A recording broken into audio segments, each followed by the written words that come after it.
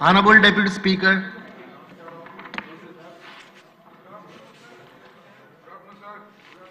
Good afternoon.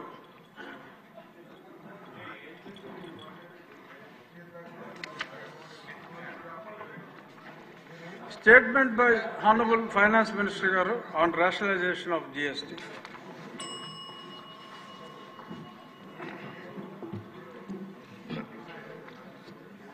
గౌరవనీయులైన సభాపతి గారికి ఈ దేశంలో ప్రతి పౌరునికి ప్రత్యక్షంగాను పరోక్షంగాను లబ్ధి కలిగించే ఒక చారిత్రాత్మకమైన దిశానిర్దేశకమైన అంశంపై నేను ఈ సభలో ప్రకటన చేస్తున్నాను. గౌరవ ముఖ్యమంత్రి శ్రీ నారా చంద్రబాబు నాయుడు గారి సూచనల మేరకు ఈ సమిష్టి నిర్ణయానికి మన రాష్ట్రం ఒక నిర్మాణాత్మక సహకారం అందించిందని, ఇటీవల కాలంలో జీఎస్టీ పన్నుల విధానంలో చోటు చేసుకున్న అతిపెద్ద సంస్కరణలలో ఒకదానికి రాష్ట్ర ప్రతినిధిగా బాధ్యత వహించడం నాకు గర్వకారణం.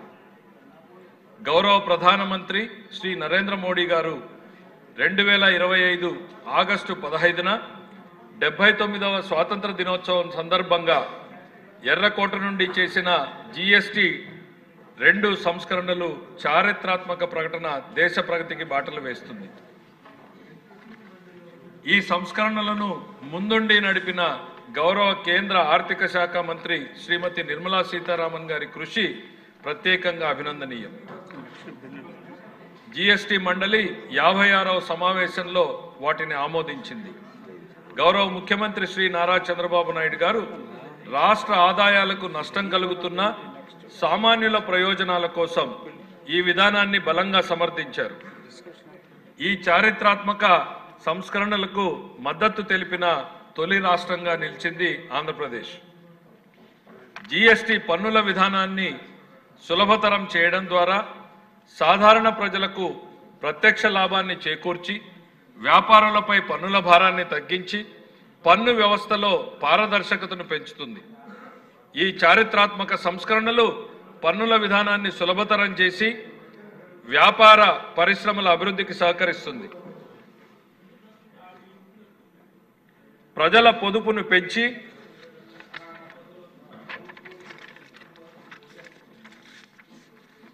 కొనుగోలు శక్తిని పెంచడానికి, కొత్త పెట్టుబడులను ఆకర్షించి దేశాన్ని స్థిరమైన వృద్ధి మార్గంలో నిలపడానికి దోహదపడుతుంది. జీఎస్టీ రేట్ల సరళీకరణ ద్వారా ప్రజలు అధికంగా వినియోగించే వస్తువులు, సేవలకు డిమాండ్ పెంచి ఉత్పత్తిని విస్తరించి కొత్త పెట్టుబడులను ప్రోత్సహిస్తుంది. తద్వారా ఆర్థిక వృద్ధికి దారితీస్తుంది. ఇది నిజంగా ప్రజలకు, ఆర్థిక వ్యవస్థకు లాభదాయకమైనటువంటి సంస్కరణ. రంగాల వారీగా జరిగినటువంటి మార్పులు: రైతుల కోసం ట్రాక్టర్లు, వ్యవసాయ యంత్రాలు, పరికరాలు మరియు ఇన్పుట్ సబ్సిడీలపై పన్నులను తగ్గించడం వలన సాగు వ్యయాన్ని తగ్గించి ఉత్పాదకతను పెంచుతాయి. తద్వారా గ్రామీణ ప్రాంత ప్రజల ఆదాయాలు పెరుగుతాయి. ఆధునిక సాంకేతిక పరికరాల వినియోగం ప్రోత్సహించడం ద్వారా వ్యవసాయ వృద్ధి మరింత బలపడుతుంది. తక్కువ ఆదాయ కుటుంబాల అవసరాల కోసం పాలు, పెరుగు, పన్నీర్ లాంటి నిత్యావసర వస్తువులపై పన్నును 5 నుంచి 0కు తగ్గించడం ద్వారా రోజువారీ వ్యయాన్ని తగ్గించింది. నిత్యావసరాలు, నెయ్యి, వెన్న, వంట పాత్రలపై పన్నును 12 నుంచి 5% తగ్గించడం కుటుంబ బడ్జెట్కు ఉపశమనం కలిగిస్తుంది. ప్రతి కుటుంబం కోసం వాడేటువంటి సబ్బులు, షాంపూలు, టూత్పేస్ట్ వంటి వ్యక్తిగత సంరక్షణ ఉత్పత్తులపై 18% నుంచి 5%కి పరిమితం చేయడం ద్వారా వాటి ధరలు గణనీయంగా తగ్గాయి. తద్వారా ఆరోగ్యం, వ్యక్తిగత పరిశుభ్రత మెరుగుదల కనపడుతుంది. మధ్యతరగతి కుటుంబాల కోసం కార్లు, ఫ్రిడ్జ్లు, టీవీలు, ఎయిర్ కండిషనర్లపై పన్నుని 28% నుండి 18%కి తగ్గించడం ద్వారా వాటి ధరలు అందుబాటులోకి వచ్చి ప్రజల జీవన ప్రమాణాలు మెరుగుపడతాయి. సిమెంటుపై పన్ను 28% నుండి 18%కి తగ్గించడం ద్వారా గృహ నిర్మాణ వ్యయం తగ్గి సొంత ఇంటి కల నిజమవుతుంది. ఆరోగ్య రంగం కోసం ఔషధాలపై పన్నుని 12 నుంచి 5%కి, అత్యవసర మందులపై పన్నుని 5% నుంచి 0కి తగ్గించడం ద్వారా రోగులకు కీలక ఉపశమనం కలిగి అందరి వైద్య సేవలు అందుబాటులోకి వచ్చి ప్రజారోగ్య మెరుగుపడుతుంది. బీమా రంగం జీవిత మరియు ఆరోగ్య బీమాపై పన్నును 0%కు తగ్గించడం ద్వారా మరిన్ని కుటుంబాలు బీమా పొంది వారి కుటుంబ భద్రతను పెంచుకోవడానికి ఉపయోగపడతాయి. ఎంఎస్ఎంఈలు చిన్న పరిశ్రమల కోసం వ్యాపార ఉత్పత్తులు మధ్యవర్తిత్వ సేవలపై పన్ను సరళీకరణ ద్వారా ఖర్చులను తగ్గించి పోటీ వాతావరణాన్ని పెంచుతుంది. త్వరితగతిన రీఫండ్ ద్వారా వ్యాపారులకు సమయానికి డబ్బు అందుబాటులోకి వచ్చి వ్యాపారం ఎగుమతులు ఉపాధి అవకాశాలు మెరుగుపడతాయి. విద్యారంగం కోసం విద్యారంగానికి సంబంధించినటువంటి వస్తువులపై పన్నుల్ని గణనీయంగా తగ్గించడం జరిగింది. పుస్తకాలు మొదలుకొని పెన్నులు రబ్బర్లు వంటి వాటి మీద కూడా తగ్గించడం జరిగింది. ఈ GST 2.0 ద్వారా ఓ భరోసా. ఈ సంస్కరణల ద్వారా ప్రజల చేతిలో ఉండే సంపద మరింత పెరిగి వస్తువుల వినియోగం పెరగడంతో పాటు నూతన పెట్టుబడులకు ప్రోత్సాహం పెరుగుతుంది. తద్వారా ఆదాయ సేకరణ మెరుగుపడుతుంది. వాణిజ్య పరిశ్రమలకు కృతజ్ఞతలు. GST సంస్కరణలు విజయవంతమైన అమల్లో సహకరించిన అన్ని వాణిజ్య సంస్థలు, వ్యాపార సంఘాలు, పరిశ్రమ సంఘాలకు ఆంధ్రప్రదేశ్ శాసనసభ ద్వారా హృదయపూర్వక కృతజ్ఞతలు తెలుపుతోంది. ప్రజలకు లబ్ధి చేకూరేలా చేసిన ఈ భాగస్వామ్యం సమగ్ర అభివృద్ధిలో కీలక సాధనం. ఈ GST 2 మీద ప్రభుత్వం చేపట్టబోతున్నటువంటి అవగాహన కార్యక్రమం. GST 2 సంస్కరణలు లాభాలు ప్రతి కుటుంబానికి చేరువ కావడానికి ఆంధ్రప్రదేశ్ ప్రభుత్వం 2025 సెప్టెంబర్ 22 నుండి అక్టోబర్ 25 వరకు ఒక నెల రోజుల పాటు అవగాహన కార్యక్రమం చేపడుతుంది. జిల్లా నుంచి గ్రామ స్థాయి వరకు బృహత్తర ప్రణాళికను అమలు చేస్తున్నాం. రెవెన్యూ, కమర్షియల్ ట్యాక్స్, పంచాయతీరాజ్ అధికారులు గ్రామ స్థాయిలతో ప్రజలతో నేరుగా మమేకమై దాని వలన జరిగేటువంటి లబ్ధిని వివరించనున్నారు. పరస్పర అవగాహనతో పాటు పలు మీడియా వేదికల ద్వారా విస్తృత ప్రచార కార్యక్రమాల్ని చేపడతాం. ఈ కార్యక్రమ ప్రధాన లక్ష్యం ప్రతి కుటుంబం GST సంస్కరణల గురించి తెలుసుకొని వాటి లబ్ధిని పొందడం అనేటువంటిదే ప్రధానం. ఆంధ్రప్రదేశ్ ప్రభుత్వం ఈ చారిత్రాత్మక మార్గదర్శక సంస్కరణలను ఆహ్వానిస్తూ ప్రజల ఆర్థికాభివృద్ధి కోసం వాటి విజయవంతమైన అమలుకు సంపూర్ణ మద్దతును ప్రకటిస్తోంది.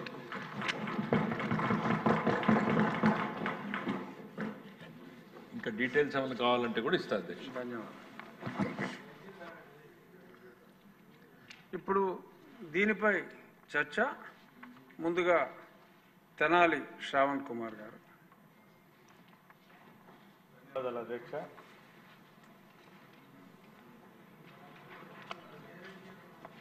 రేషనలైజేషన్ ఆఫ్ GST మీద మాట్లాడటానికి మొట్టమొదటిగా అవకాశం కల్పించినందుకు కృతజ్ఞతలు తెలియజేస్తూ ఆర్థిక మంత్రి గారి స్టేట్మెంట్లో విషయాలన్నీ సమగ్రంగా చెప్పారు.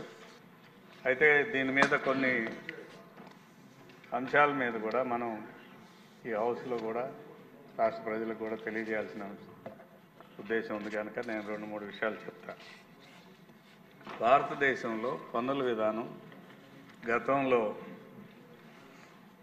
కేంద్ర ప్రభుత్వం విధించి వసూలు చేసే పన్నులు, రాష్ట్ర ప్రభుత్వం విధించి వసూలు చేసే పన్నులు, కేంద్రం విధించి రాష్ట్రం వసూలు చేసి కేంద్రానికి జమ చేసే పన్నులు, ఈ రకమైన వ్యవస్థ ఉండేది అధ్యక్ష. ఆ పన్నుల విధానం మీద కొన్ని అనుమానాలు, కొన్ని లోపాలు, విధానపరమైన లోపాల మీద విమర్శలు ఉన్నాయి అధ్యక్ష. అందులో ముఖ్యంగా గతంలో పన్నుల విధానంలో పారదర్శకత లేదు అనేది ఎక్కువ మంది భావించేవారు. ఆ పారదర్శకత లోపించిందని, పన్ను చెల్లించే వారికి భారంగా ఉంటుందని, వారిని అనుమానితులుగా చూసే పరిస్థితి కూడా ఉండేదని, ఈ పన్నుల యొక్క లబ్ధి వినియోగదారులకి లేదా లబ్ధిదారులకి లేదా ప్రజలకి లేదా పౌరులకి అనుకూలంగా లేకుండా పౌరుల్ని పీడించే విధంగా, పౌరుల్ని ఇబ్బంది పెట్టే విధంగా ఉంటుందనే ఒక ఆలోచన ఎక్కువ మంది దృష్టిలో ఉండేది. అది దీని నుంచి సరిచేయటాని కోసం ఇటీవల కాలంలో కేంద్ర ప్రభుత్వం అనేక సంస్కరణలు తీసుకురావడం జరిగింది. ఈ సంస్కరణలో భాగంగా మరి అనేక సంవత్సరాల్లో మార్పులు చేర్పులు జరిగినాయి.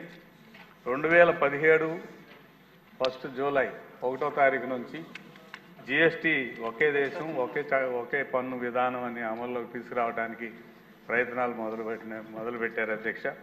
అంతకుముందు వ్యాట్ అని, సెంట్రల్ ఎక్సైజ్ ట్యాక్స్ అని, సర్వీస్ ట్యాక్స్ అని, ఇతర ట్యాక్సులు రకరకాలన్నీ కలిపి goods and services tax GST పేరున ఒకే పన్ను విధానం అమల్లోకి వచ్చింది 2017 నుంచి.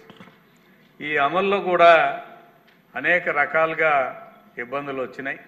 ఎందుకంటే మొట్టమొదటిగా జిఎస్టీ ప్రవేశపెట్టడం, తర్వాత రాష్ట్రాలకు వచ్చే ఆదాయం అంతా కూడా తగ్గిపోయి కేంద్రంలో జమ కావటం, ఆ కేంద్ర ప్రభుత్వం రాష్ట్రాలకి ఇచ్చే వనరుల విషయంలో కొన్ని లోటుపాట్లు రావటం, అందుకని జిఎస్టీ కౌన్సిల్ ఒకటి ఏర్పాటు చేశారు. ఈ జిఎస్టీ కౌన్సిల్ రెగ్యులర్గా ఆర్థిక మంత్రులతో సమావేశాలు ఏర్పాటు చేసుకోవటం, చాలా విషయాల మీద చాలా వరకు స్ట్రీమ్ లైన్ అయింది అధ్యక్ష. ఇందులో భాగంగా ఇప్పుడైతే మరీ విప్లవాత్మకంగా ఇటీవల కాలంలో ప్రధానమంత్రి గారు ఎర్రకోట మీద నుంచి ప్రసంగిస్తూ జిఎస్టీ సంస్కరణలు తీసుకురావడానికి చెప్పటం, దీపావళి నుంచి ఈ సంస్కరణలన్నీ అమలవుతాయని, అంతకుముందు ఉన్న 4 స్లాబులు ఏవైతే ఉన్నాయో ఆ స్లాబులన్నింటినీ 0%, 5%, 12%, 28% స్లాబ్స్ ఉండే అధ్యక్ష.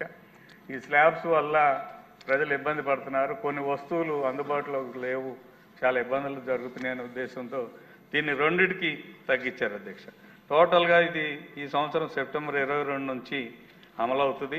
5% 18% పరిమితం చేశారు. చాలా అంశాలు సరళీకృతమైనవి. ఏవైతే గతంలో విమర్శలు ఉన్నాయో ఆ విమర్శలన్నిటికీ చాలా రకాలుగా సమాధానం చెప్తూ, అలాగే ఇన్కమ్ ట్యాక్స్లో కూడా సంస్కరణలు తీసుకొచ్చారు, అలాగే జిఎస్టీలో కూడా సంస్కరణలు తీసుకొచ్చారు.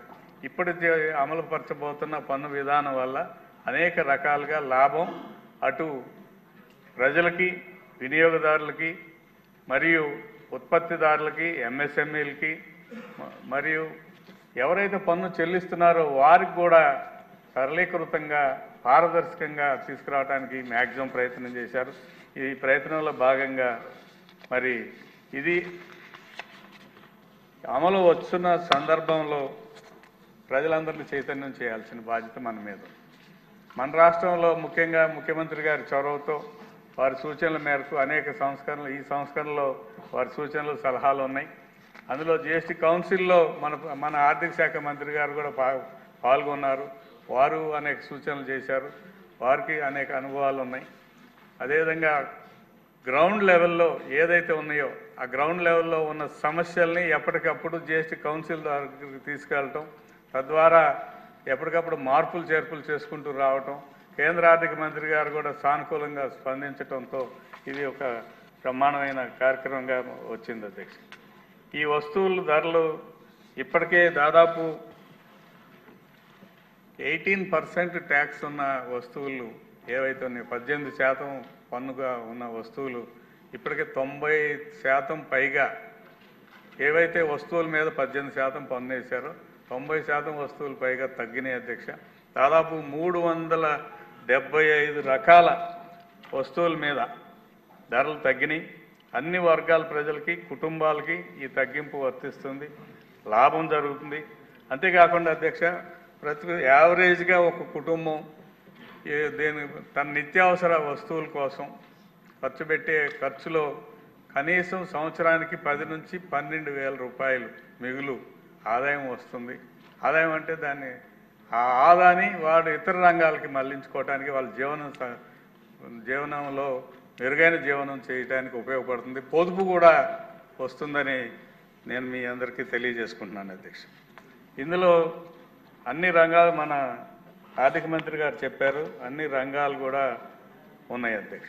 అందులో ముఖ్యంగా వాహన రంగం, వాహనాల కొనుగోలుకు సంబంధించి ఈ రోజున 2 వీలర్ అనేది ఇది ఒక లగ్జరీ కాదు అధ్యక్ష. 2 వీలర్ అనేది ఒక సాధారణమైన అంశంగా మారిపోయింది. రోజువారీ పని కోసం వెళ్ళే వాళ్ళు కూడా 2 వీలరు ఫైనాన్స్లో కొనుక్కొని మరి దగ్గరున్న సిటీలకి, దగ్గరున్న పట్టణాలకి వెళ్తూ ఉన్నారు. వారు కూడా రెగ్యులర్గా వాడుకుంటున్నారు. అందుకోసం వాళ్ళకి వాహన రంగంలో కూడా ఈ తగ్గింపులు స్పష్టంగా కనపడుతున్నాయి అధ్యక్ష. అది 2 వీలర్లో 28% పన్ను ఉండేది 18% తగ్గింది అధ్యక్ష. అలాగే స్మాల్ కార్స్, చిన్న కార్లు ఏవైతే ఉన్నాయో అవి 28 నుంచి 18%, ఆటో రిక్షాలు ఏవైతే ఉన్నాయో అది 28 నుంచి 18%, సైకిల్స్ మా పార్టీ గుర్తు అధ్యక్ష సైకిల్, ఆ సైకిల్కి 12% పన్ను ఉండేది, దాన్ని 5% తగ్గించారు. తద్వారా వచ్చే లబ్ధి మనం ఒకసారి చూస్తే 1 లక్ష రూపాయలు ఉండే బైక్లో దాదాపు 10,000 రూపాయలు పైగా ఆదాయం కనిపిస్తుంది. 1 లక్ష రూపాయలు ఒక బైక్ ఎవరైనా కొనుక్కోవాలనుకుంటే దానిలో 10,000 రూపాయల వరకు ఆదాయం వస్తుంది అధ్యక్ష.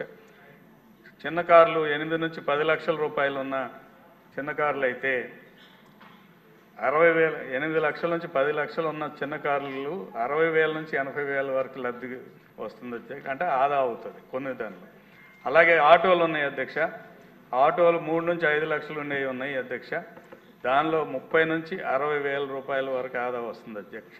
తద్వారా దాదాపు 5 లక్షల మంది ఆటో డ్రైవర్లు ఉన్నారు ఈ రాష్ట్రంలో. వారు ఆటో కొనుక్కోవాలన్నట్టయితే వారికి ఈ లబ్ధి వస్తుంది అధ్యక్ష. కొత్తగా ఆటోలు కొనుక్కునే వాళ్ళు కూడా ఈ లబ్ధి ఉపయోగపడుతుందని తెలియజేస్తున్నాను అధ్యక్ష. కేవలం ఈ వస్తువుల మీదే కాకుండా మరి ఈ వాహన రంగం ఏదైతే ఉందో ఈ వాహన రంగంలోని స్పేర్ పార్ట్స్ మీద కూడా ఈ తరుగుదల కనిపిస్తుంది అధ్యక్ష. అంతకుముందు స్పేర్ పార్ట్స్ అన్నిటి మీద 28% ఉండే పన్ను ఇప్పుడు 18% తగ్గించారు. తద్వారా ఏమవుతుందంటే అధ్యక్ష మెయింటెనెన్స్ కాస్ట్ కూడా తగ్గుతుంది. కొనుగోలు అప్పుడే కాదు, మెయింటెనెన్స్ కూడా తగ్గడానికి స్పష్టంగా కనిపిస్తుందని తమరి ద్వారా తెలియజేస్తున్నాయి అధ్యక్ష.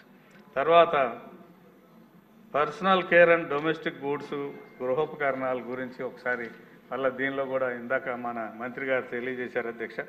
సోప్స్, టూత్పేస్ట్, ఎయిర్ ఆయిల్ ఇవన్నీ గతంలో 18% పన్నుల లిమిట్లో ఉండేది, అది 5% తగ్గించారు. టూత్ పౌడర్స్గా అయితే మరి 12 నుంచి 5%, డైపర్స్, బేబీ బాటిల్స్ ఇవన్నీ కూడా 12 నుంచి 5%, కుకింగ్ యుటెన్సిల్స్ ఏదైతే గృహోపకరణాలు కొనుక్కుంటారో వాటిని 12 నుంచి 5%, స్వింగ్ మెషిన్స్ ఏదైతే ఉన్నాయో అవి 12 నుంచి 5% తగ్గించారు. తద్వారా ఏమవుతుందంటే అధ్యక్ష ప్రతి కుటుంబం యావరేజ్గా నేను ఇందాక మొదటిసారి చెప్పినట్టు కుటుంబంలో ఇవి డైలీ వాడుకునే వస్తువులు అధ్యక్ష. ఈ డైలీ వాడే వస్తువుల మీద కనీసం నెలకి 1000 రూపాయల నుంచి 1,300 రూపాయలు 1,500 రూపాయల వరకు ఆదా వస్తుంది. తద్వారా కుటుంబం ఆదా పెరగటంతో పాటు కుటుంబ పొదుపు కూడా పెరుగుతుంది అధ్యక్ష. తర్వాత మన ప్రభుత్వం అధికారంలోకి వచ్చిన తర్వాత సూపర్ 6లో పథకంగా భాగంగా తల్లికి వందనం కార్యక్రమం అమలు చేస్తూ ఉన్నాం. మనం ఈ జిఎస్టీ వచ్చుంటే ఇంకా కొన్ని వస్తువుల మీద తగ్గేది. విద్యార్థులు విద్యకు సంబంధించినంతవరకు ఏదైతే ఉన్నాయో నోట్ బుక్స్ ఎక్కువగా విద్యార్థులు నోట్ బుక్స్ కొనుక్కుంటారు. అది 12% ఉండేది అధ్యక్ష, దాన్ని 0% తీసుకొచ్చారు. అంటే పన్ను లేకుండా పోయింది నోట్ బుక్స్ ఎవరైతే కొంటారో వాటి మీద. అలాగే ఇరేజర్స్ కానీ పెన్సిల్స్ కానీ ఇరేజర్స్ కూడా 5% ఉండేది అధ్యక్ష, అది 0% తీసుకొచ్చారు. పెన్సిల్స్ కానీ క్రేయాన్స్ కానీ షార్పనర్స్ కానీ అన్ని 12 నుంచి 5% తీసుకొచ్చారు. ఈ రాష్ట్రంలో దాదాపు 72 లక్షల మంది విద్యార్థిని